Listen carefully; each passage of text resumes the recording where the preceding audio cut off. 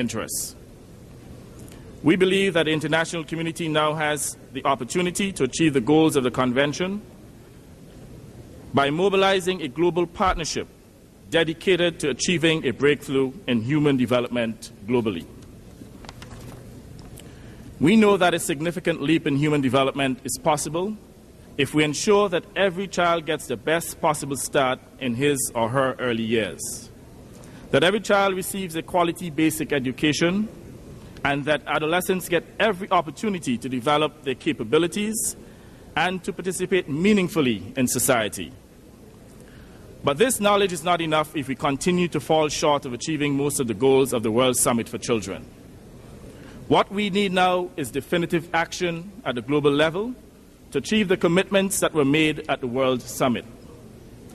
But definitive action requires effective leadership, and Antigua and Barbuda is prepared to do its part in providing such leadership, which we hope will inspire and broaden the partnership in realization of the basic needs and fundamental rights of our children.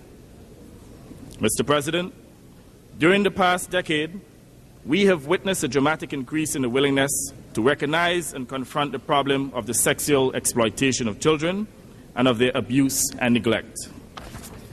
The magnitude of this phenomenon has not until recently been given adequate attention. The trafficking of children as well as women for sexual exploitation has reached alarming levels.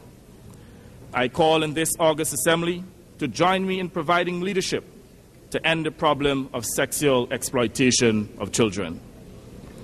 The global rates of infant and child mortality have been declining since the past half-century, and many countries that achieved the goals enjoyed reasonable economic prosperity during the last decade.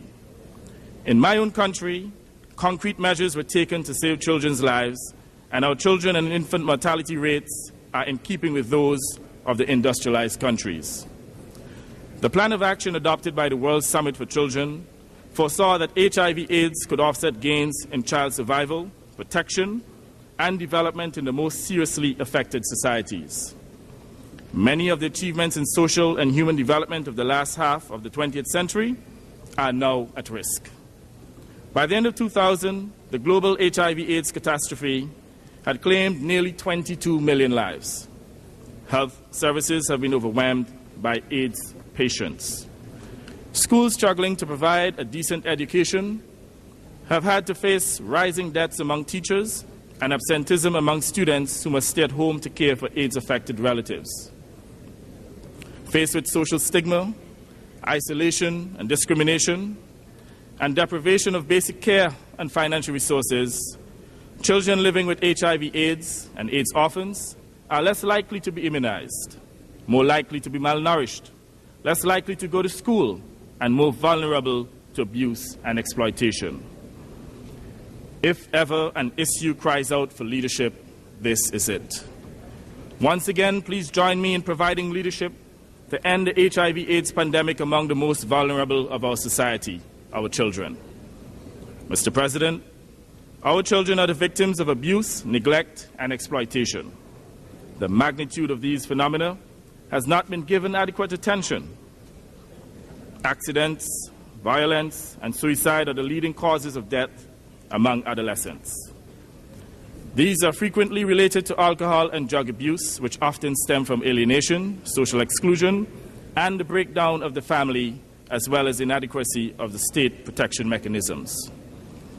My government views the protection of children's rights as a common cause of the international community and calls for concerted efforts by all countries to redouble their efforts in protecting our children. Mr. President, let me conclude by noting that the Convention on the Rights of the Child provides a touchstone and a set of standards to guide all policies and actions in addressing the best interests of our children. Creating or ensuring a world fit for children should be our imperative.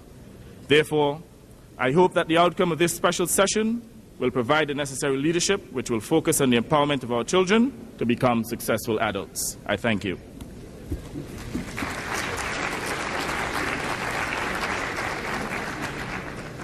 I thank the Minister for Planning implementation in the public service affairs of